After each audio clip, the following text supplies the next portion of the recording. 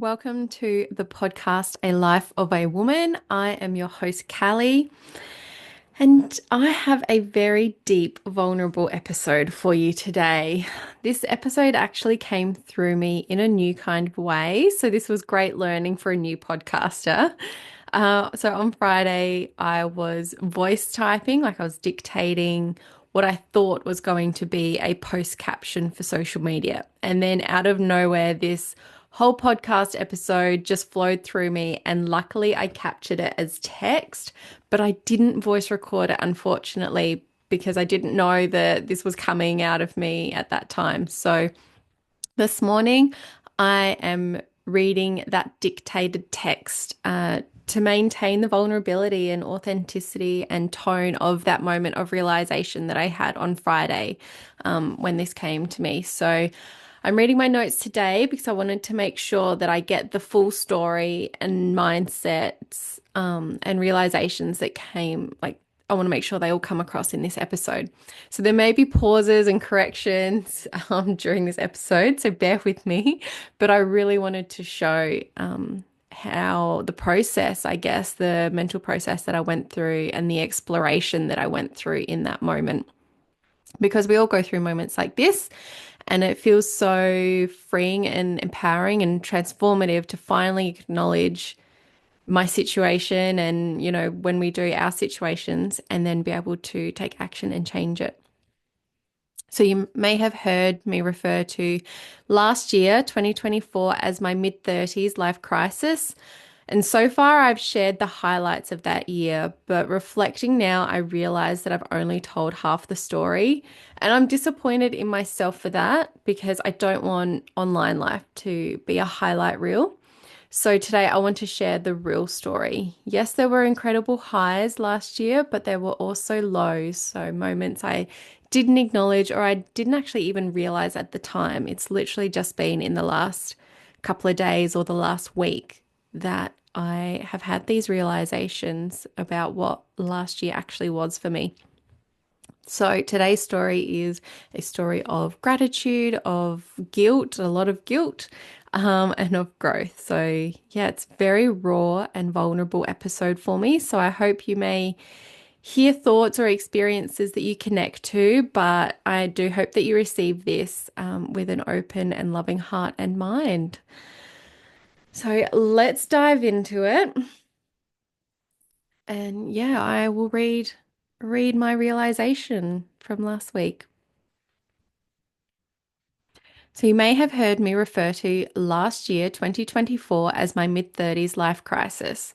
This is the year when I was 35 turning 36, which means I'm officially closer to 40 than 30. Gross. So far, what I've shared about the year has been my highlights, and realizing that now I am disappointed in myself that I've only shown the highlights and not the true story. But I think it was that I was ignoring and not realizing or not recognizing or realizing the non-highlight time of that part of my life. The highlights were so high, they were so great that I thought they should make me feel so high on life without any downside. And I 100%, I'm grateful for the highlights and know that I have worked hard over many years to achieve and receive them. My highlights from last year were things that I wanted for 15 years. And so to finally obtain them, and, I'm beyond, like, each and every time, beyond grateful and really sat in that moment of appreciation and gratitude and just so proud of myself for getting to those moments and achieving the things that I had wanted for so long. But reflecting now, I think what I was thinking and feeling at that time was that the highlights were so good that there shouldn't have been any downside in my life last year. And so I didn't give myself time or space or energy to sit enough to recognize, acknowledge, and respect the moments that didn't feel like a highlight reel. So, my highlights of last year were joining a business mastermind, which helped me to realize what I actually wanted from my business and my career. Buying a massage chair that I had wanted for 15 years. That was the biggest splurge of my life. I also bought a cable machine or functional trainer, which I have wanted for 15 years as well. I surprisingly joined a second business mastermind, which helped me to fully realize my spirituality and, weaving astrological placements through my life and business, grounding in a way that so I truly understood myself and who I am and what I want in life and my strengths in life. And I guess really what my life purpose is, my bigger vision and why for my life. It was such a beautiful experience. And finally, right before the end of the year, I gave in and I bought a Pilates reformer, which has been on my bucket list for the last 4 years. So these are things that I wanted for a long time that I finally achieved through hard work, through putting money aside for it, putting my intentions out there into the world, and taking aligned action to achieving those things. I'm not someone that just wishes for something and then doesn't do anything about it because that's not going to get you to it. But last year, I gave myself the permission that I don't have to wait for one day. I am worthy of achieving all those things now if that's what I truly want now. I'm worthy of spending the money now. I'm worthy of treating myself and doing things just because I want to do it. I don't have to get anyone else's permission or approval to do things that I know that I want to do. I don't have to feel like I have to earn something or I have to get to a certain place until I'm worthy of having something. So the highlights were really high.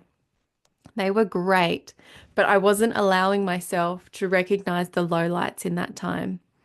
You don't call it a crisis for nothing. My midlife crisis. It was a crisis. It was a freaking roller coaster. And it's a lot of mental work when you think that you should feel a certain way and shouldn't have anything to complain about. But things in life are not always balanced and they're not just a highlight reel. I finally have only let myself realize and given myself space to realize in the last month that I probably wasn't my happiest last year. There were a lot of tensions in my goals and priorities and values last year. I felt so on fire last year in some areas of my life that it was pulling me away from other areas of my life and causing tension between my values and the time that I put into them. But I didn't let myself reflect or acknowledge on how that was going. So looking back now, I realize I did have probably as many lowlights as I did highlights. It's just that the lowlights weren't as low and certainly not as low as what you can experience in life. But they were low enough that they were affecting me mentally, emotionally, and physically.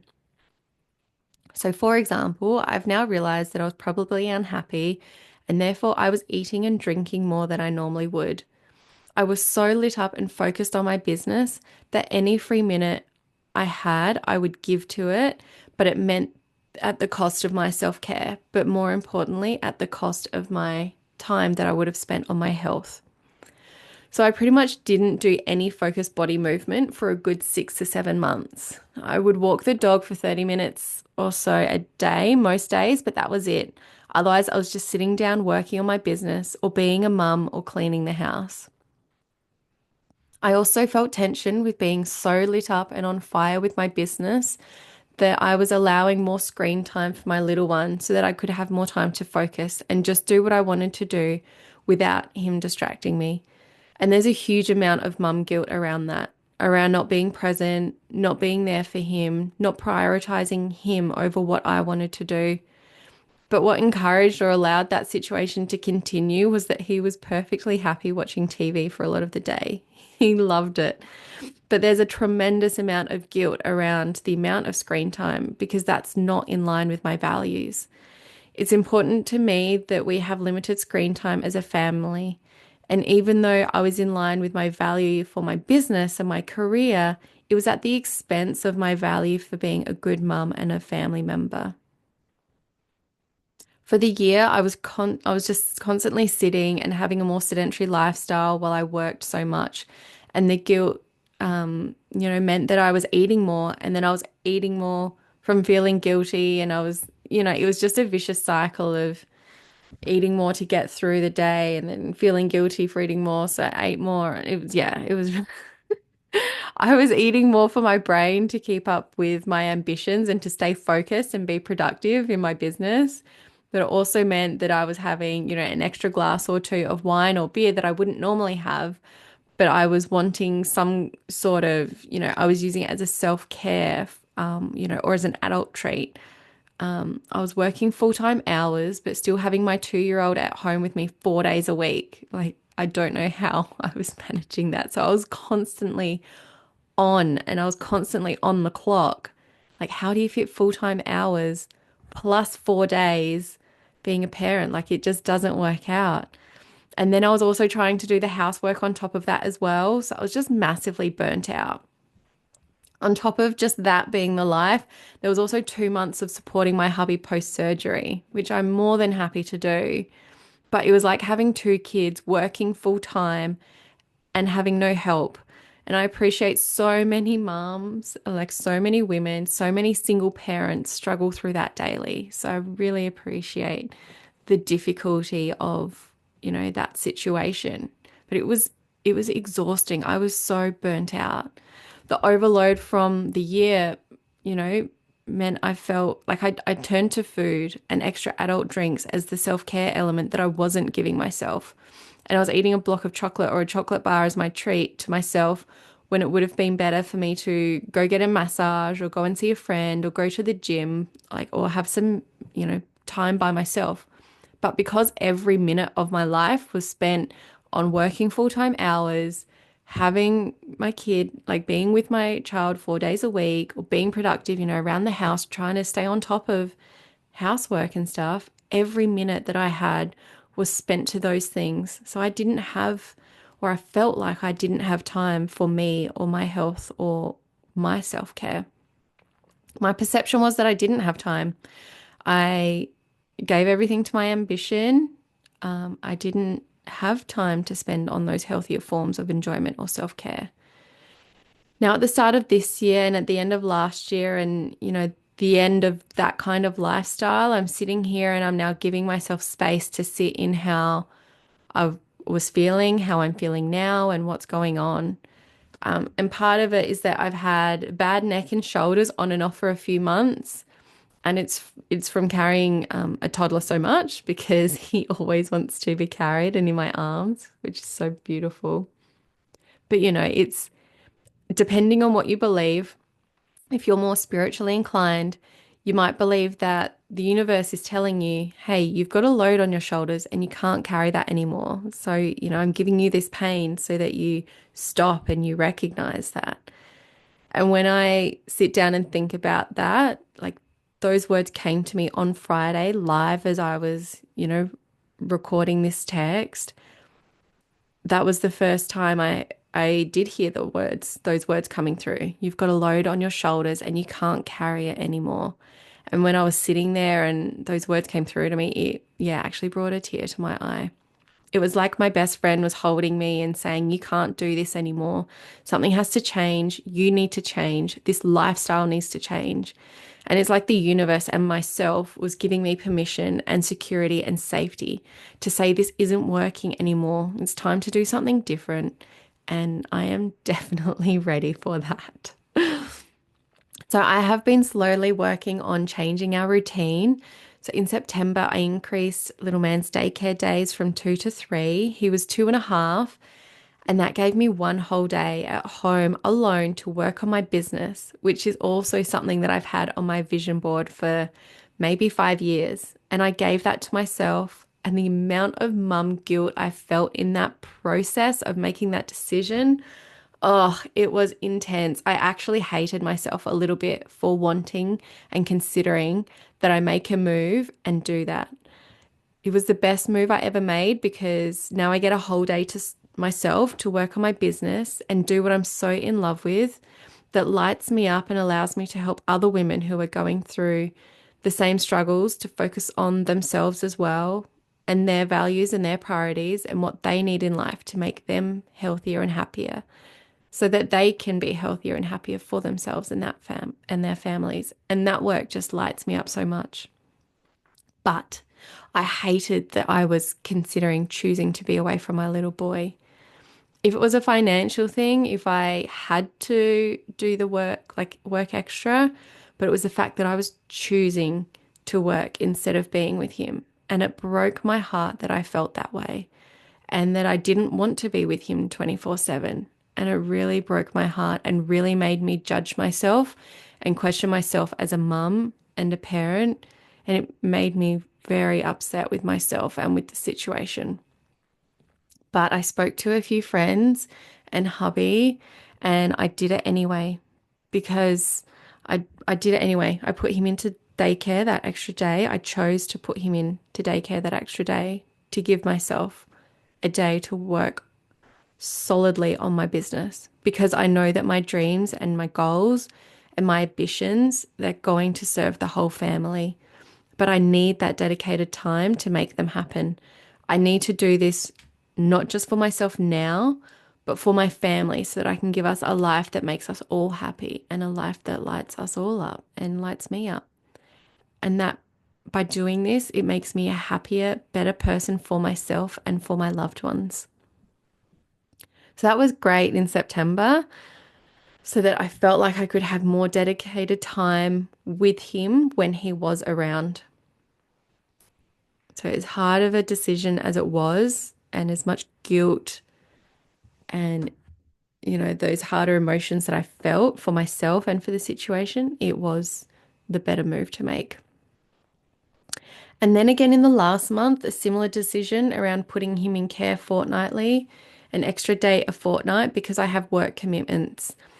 So things have changed. And so I had to, make this decision. So my decision was either to drop those work commitments and we would have less money, which would be a big stretch and create a lot of tightness for our family, or put him into extra care 1 day a fortnight to maintain those work commitments and the income that we need. So that's only new, that's only starting now, but I'm still sitting with some of those emotions. And I know comparison is not good, but sometimes it can help when, I was comparing in a way to make myself feel better because when you think, like, it was helpful to think that he's over 2.5, he's nearly 3, and he's been with me 5 days a week of his life or more until September, just gone. And then now he's with me 4 days a week until now. And then from moving forward, some weeks he'll be with me 3 days a week, and then the next week he'll be with me 4 days a week. And comparing that to other children who have to be in full-time care from, say, 6 months of age, and I was one of those kids, I was, and I'm not judging those families or those situations, but just telling myself, I just used it as an example to tell myself that it's okay to do what you need to do.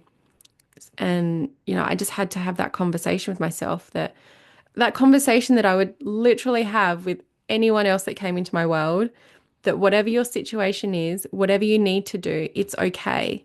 And we're all just doing the best we can. And that's why I don't judge people's situations because we are just doing the best we can. But I had to have that direct conversation with myself for me to be able to make those decisions. But it is hard when there's tension of values and the different priority levels of those values as well. So, yeah, now I feel like I don't want to say new year, new me. Yeah, don't want to say that, but I did read somewhere, and this is what I kind of am liking. I read somewhere someone say, New Year, better me. And I think that's what we're all just trying to do each day, each week, each month, each year. Just get a little bit better each time. And it's all a roller coaster. It's all transformation. It's not a linear process. It's a circular process or a wibbly wobbly process, many ups and downs. But yeah, last year was definitely my mid-30s life crisis. And it's only been this week that I fully acknowledged or understood that what that actually meant, because right from the start I called it my mid-30s life crisis, but I didn't actually sit and think and reflect on what that actually meant to me. I had always called it my life crisis without knowing the lowlights. I'd only seen the highlights, and it's only now that I'm acknowledging or realizing what the lowlights were and how they affected me at that time. I only saw those highlights of that crisis. And you know how they say mid-50s life crisis and they go buy a new car and well, I clearly had a mid-30s life crisis with all my big spending and things. But you know what? I am glad as hard as it was, I am glad that I went through it now and not in 15 years time. You know, I'm glad that I went through those challenges and those learnings now so that I can grow now and not waste. I do not want to waste another 15 years feeling stuck, stagnant, and mediocre, not chasing what I truly want in life. So it's definitely helped me to pivot and redirect myself back on track of what it is that I want, or just find a healthier way to get to what it is that I want. So I'm glad that I had my mid-30s life crisis. I spent a lot of money on big, important things in my life, which, if you know me, I do not spend money. So I was doing a lot of money mindset work last year, which, yeah, was also another great growth and learning opportunity, and obviously great outcomes with that. But there was also those lowlights that I'm only just reflecting on now. There was a lot of tension, a lot of guilt causing unhappiness, unhealthiness. And there were times when I did feel held back by my family that I couldn't just go and work on my business 5 days a week without any distraction or commitment or requirement from me for my family. There was definitely feeling like I was confined, like I couldn't get away, like I was drowning because my ambition and my drive is so high. I'm such an overproductive hard worker. And there were guilt for feeling those things, massive guilt for feeling those things and feeling stuck by my family. And my family was so encouraging. They weren't the problem. It wasn't them at all. It was my mindset. It was that I felt so bogged down, but still pushing forward, that I didn't allow myself to see a better way forward. And so that's definitely a piece of advice that I give and want you to hear is that if you're feeling bogged down but still pushing forward, you need to give yourself time and space to see a better way forward. And that's where you need to recognize those feelings, sit in those feelings and work out a way forward. And what I could have done, what I should have done, and what I am still considering doing this year, if those feelings or desires come up again, is actually talking to my family, but I want to see or talk about, going away for a weekend or a week. Just take some time off by myself, for myself, and just smash out weeks or months of work. Literally like a holiday for myself, but working. Like it will feel amazing. So by, smashing out having that dedicated time to smash out weeks or months worth of work in just a matter of days so that I can achieve and use that drive to get a massive amount of work done, to get it off my plate, to get it out there in the world, that would I would come home so much happier and healthier, more present family member because I do have such fire in my career houses. If you're into astrology, my three work houses are all fire signs. So when it comes to work and career life, I'm very fiery. I'm ready to charge ahead full steam. But it's things like this, like, saying, hey, I actually need to take myself away for a weekend so that I can do work undistracted. It's these kinds of things that we don't allow ourselves to consider or even action. I did consider doing it. I knew that that's what I wanted to do and needed to do for myself last year, but I didn't do it. It's one thing to consider them, but then to actually action them, if that's what you need to do, we need to stop holding ourselves back and just do what we need to do because it will make us better people in the longer run. And I think that's a big lesson for me from this crisis. Doing things that we want to just because we want to do them is enough. That is enough. It's okay to do them just because we want to do them, but it's doing them in a way that is aligned with your values, your priorities, with your family and your partner and taking action on these things that we want to do before we get to this stage of resentment or feeling stuck and just feeling like you want to run away because that you're not giving yourself any other options but to feel that way. So I am looking forward to more balance in 2025 with having more dedicated time for my business so that I can help and empower and inspire other women to go through these feelings and make these moves to better themselves and their families. I'm looking forward to having more quality time, not just amount of time, even if I'm not present. I was so focused on the amount of time that I was spending with the family, but I wasn't actually there with the family. I was mentally off doing so many other things or had my laptop out and was working. So this year is about quality time. Whatever I'm doing, making it quality time. It's about working hard to achieve my dreams, my goals, my vision, so that in the longer run, it will also, we will still be a more connected and present family. And I'll be a role model for my family, for my beautiful little one, my friends, and just showing that you don't have to sacrifice what you want in life. You can have, do, be it all. It's just a juggle. And sometimes it feels balanced and sometimes it doesn't. And there are seasons of balance and there are seasons of imbalance or unbalance, seasons of not being balanced. And it's just riding those waves, but being present in those moments so that you can make informed and aligned choices and decisions about your life and your lifestyle and where you spend your time and energy.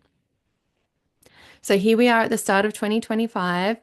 And so the new year, Better Me, is focusing on that, on dedicated time to my career, that dedicated time to family life and mum life, and also bringing back that dedicated time to my health and making informed, healthy choices.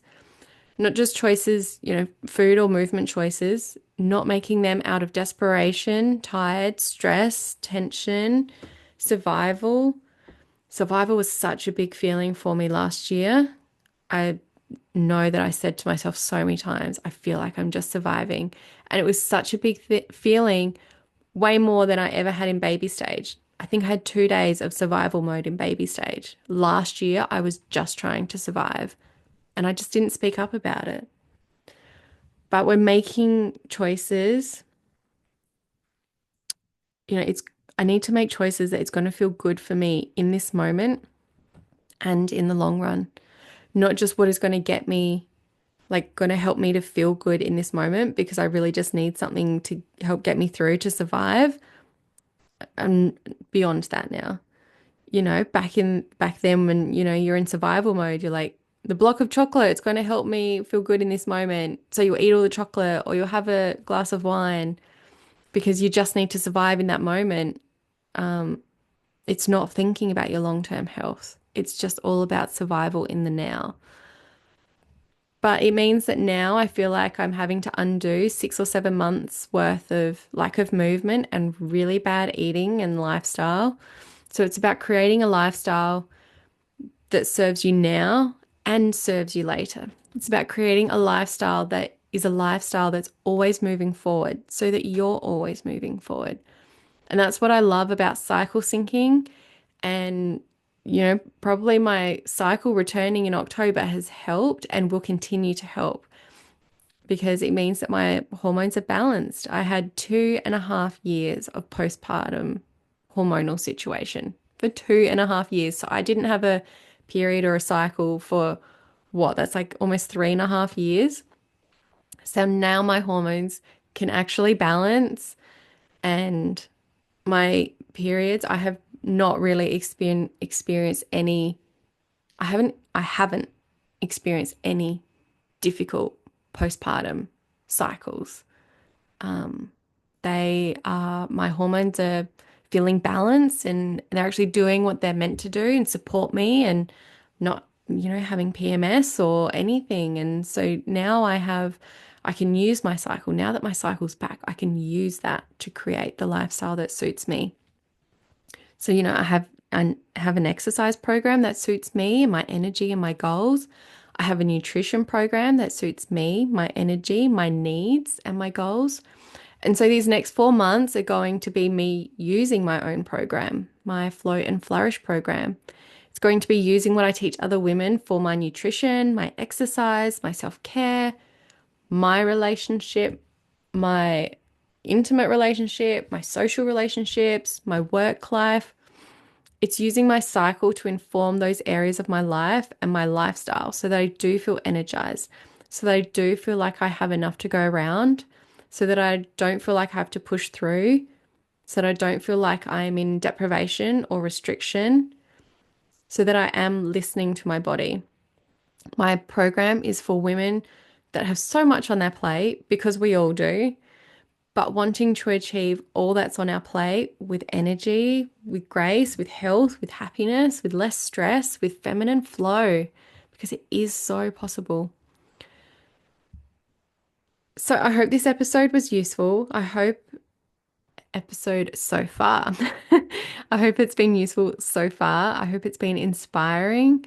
I hope it has maybe touched on some areas of life or thoughts that you have yourself, had or been in.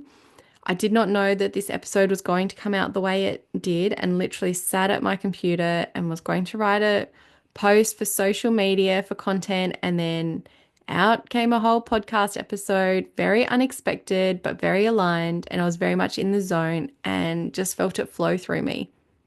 So, yeah, this year I'm listening to my body more than my head. That is my thing for this year, the body, not the head. And yeah, this episode just wanted to come out. My story wanted to come out. So I let it and sit in this moment of reflection and sharing and sitting in the moment for myself, but also a moment for sharing for you in case this has helped you in whatever you're currently sitting in or going through. And it's extremely vulnerable for me to share some of these things, some of these thoughts. A lot of the mean things that we say about ourselves and to ourselves in our head that we would never dare dream to vocalize. I have vocalized a lot of them in this episode. Like, so yeah, the episode is not over. It continues. So things like, especially around the weight that I've put on, I have always been a more slender person, and I have taken great pride in that. I've had eating disorders and image disorders from pretty much since year nine, but it all really came into full effect when I started university, probably even year 11 or 12. But yeah, so yeah, a long time considering I'm now 36. So it's been a big thing for me to publicly say just that, to actually acknowledge that I have had and have eating disorders and image disorders, because I would never admit that before, because I don't want the emotional burden on my loved ones. I don't want to, yeah, I've never admitted that. So here's me first time ever publicly admitting that. So yeah, I'm publicly admitting it, and I am taking and have taken photos of my current body. And for me to publicly say that I've put on so much weight and I'm not fitting into my clothes, I'm not the slender person that I was and that I associate myself with, because that was so important. That body image was so important to me and my self-worth. I have always placed a lot of self-worth, and I would actually place all of my self-worth on my body image. And that just went down the drain last year. So this is a big thing for me to not only confront and address that with myself, but also to publicly put it out there that I'm not the size that I have been for the last 20 years. And that's a really emotional thing for me to face and deal with. And so just now moving forward, the self-work, I have to work through my mindset. I have to work through all the negative emotions that I have, to work through to accept that situation and not dwell on it, not blame, not hate myself, but focus on moving forward. And that this is just another lesson for me in life. We all have so many lessons that we need to address, but we can't address them until we're ready for them. So this is obviously just the lesson that my life is ready for now. I think it's time now in my life to move through and work through those mental beliefs that I have about myself and my image. And I do have a lot of work to do in that space this year. And this is really my time to use my program, my Flow and Flourish program, and the menstrual cycle lifestyle to create a healthy lifestyle that isn't one focused on my self-worth, being in my appearance. So this really is about focusing on creating a lifestyle, not out of restriction and deprivation, because that is going to get me the body image that I want, but creating a lifestyle based on energy, flow, health, happiness, and that will be reflected in my body as well, but not having, yeah, just switching the focus of why you're doing something. So it's one focused on becoming, I'm becoming healthier because that makes me happier, because then I'm happier and I'm a healthier mom. I'm a more physically capable mom. I'm a happier partner and lover. Oh, is that it? Um, yeah, just changing your focus. Because if you don't feel good in your body, you're not going to give, you know, your best to others. So it's a big thing. I need to work through all this as well. And that's why I'm putting this out there. So just watch me. Watch me, watch me use my program. My program goes for 4 months. So watch me change my life, my lifestyle, my body image, my actual weight and body physique. Watch me change all that in 4 months, and doing it in a way that is not restrictive, in a way that is not pushing myself in the gym for an hour every day when I really don't want to do that. It's none of that. It's moving my body in alignment in a way that feels good now and in the future, that has benefits for me now and in the future. And I'm working on moving my body because it will also help my sore shoulders, which, as I said, is a symbol that I think I'm carrying too much and carrying too much alone, whether that's physically carrying too much. So, carrying my toddler and sitting, sedentary lifestyle, juggling business, work, mumhood, household, but also the mental, also carrying too much mentally, emotionally, carrying too much internally. And the shame that I felt in myself and the guilt, the shame and guilt that I felt for myself all of last year. This year is all about doing and having it all. And sometimes it will feel balanced and sometimes it will feel un unbalanced. Why am I questioning this now? Unbalanced, imbalanced. Sometimes it will feel not balanced, but making it my conscious choice as to how everything looks in my lifestyle and in my life. Making conscious choices of how I spend my time.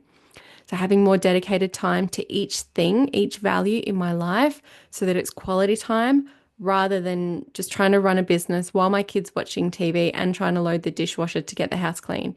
So this is my year of dedicated time. So Monday is for my business, it's for my clients, it's for other women who need a friend to hold them and to support them and, push them to put themselves first. Tuesday, that's my time for one-on-one time with little man. Tuesday and the weekends, that's family time. That's mum time. That's for time for us to go with our energy and go with our flow and not be distracted with to-do lists or work life. Saturday mornings is my dedicated time that I get to be off the clock. I get to be off the parent clock, off the no one needs, I'm off the clock. No one needs me. That is my time. And Saturday mornings until 9 a.m. It's just me in the world. That's all I have to think about. That's me time. It's my time for self-care. So I can, go and sit in my massage chair, watch my trashy TV, do my reading, do my journaling, do whatever I want to do in that morning time. And then hubby gets Sunday mornings to lie in, his self-care. He gets to, have a sleep in. He gets to lie in. He gets to do some gaming. And yeah, so time like this last year, I just felt like I couldn't do it because I should be there with my little one 24/7.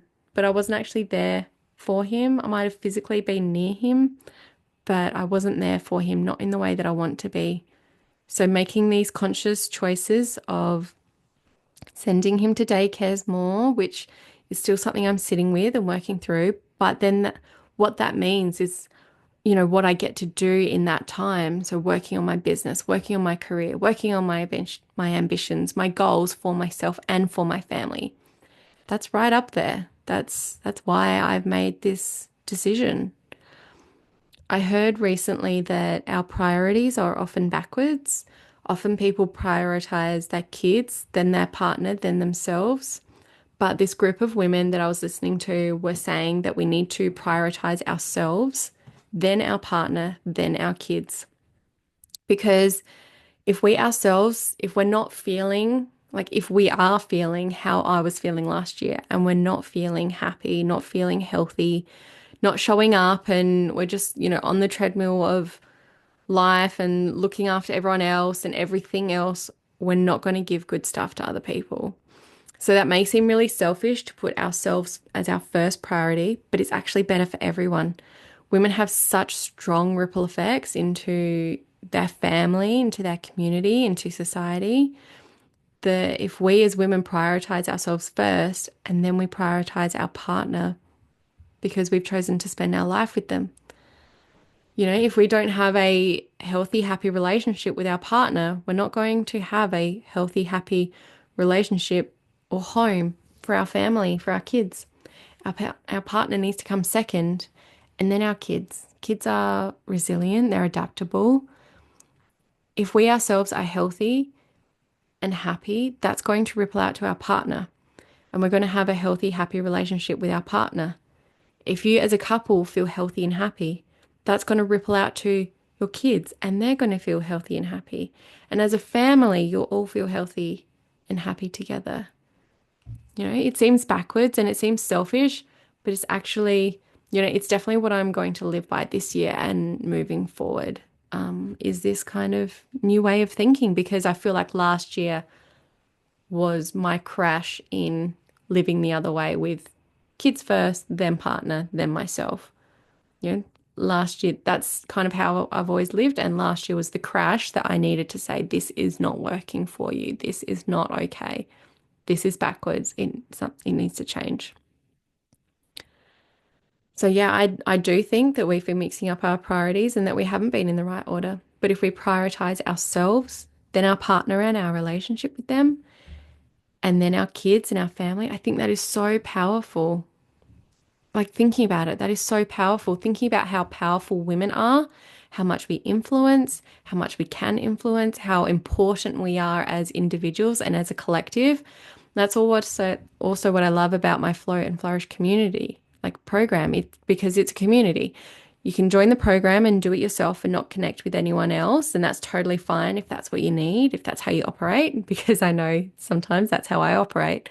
But if that's not, if you're looking for connection, if you're looking for women who are feeling this thing, this feeling, and going through the same struggles and having these same thoughts, that's what we're here for.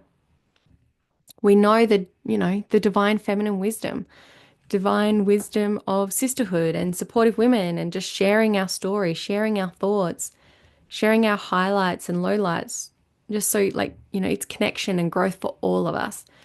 And that's what I hope to achieve through all my work in this podcast. So 2025 for me is the year of slowing down. It's the year of having better boundaries, of being more intentional. It's the year of having dedicated time for all of my values so that it's quality time with that value. And I'm not trying to juggle being a mum or trying to work and do washing in the background. Like it's the year of Mondays and Fridays are business time. Tuesdays and weekends are mum and family time. Wednesday and Thursday is my office work time, my office job. So it's the year of making sure all of my values have a place in my calendar. Saturday mornings I get to myself. Sunday mornings hubby gets to himself. We get lunch times together on weekends. And having that dedicated time for everything that you value. I have dedicated time in the evenings now for my health.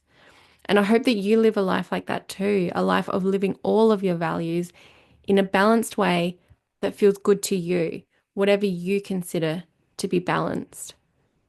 And I think the more that we can live like this, knowing our values, knowing what we want out of life, and then making them priorities, making conscious choices of what that looks like, just the power in showing that to our kids that, because we want them to be happy. We want them to live a life that they love, doing things that they love. So why wouldn't we want that for ourselves. And the way that they are going to learn how to do that is by us doing it ourselves. So we need to go first for our kids to learn how to do that. So I hope this podcast was useful. Um, yeah, as I said, that was the brain dump that I had on Friday of all the realizations. So it was a very vulnerable episode for me to share, but that's what I'm here for. And I would really love your feedback, your thoughts, your experience. Let me know if you've gone through something similar because there is so much power in sharing our stories. So I'd really love to hear from you. Come and chat with me on, Instagram or Facebook or wherever you connect with others. I'm on TikTok and LinkedIn as well. So yeah, here's to your 2025 being a healthier, happier one that's more balanced through conscious choices of what makes you feel balanced, balanced and healthy and happy. And here's to being vulnerable and sharing our stories so that we help other women and so that we help ourselves and others not feel alone. So I'm sending you so much peace and love and gratitude for being here with me and for whatever situation you are currently going through. Sending you all my best wishes.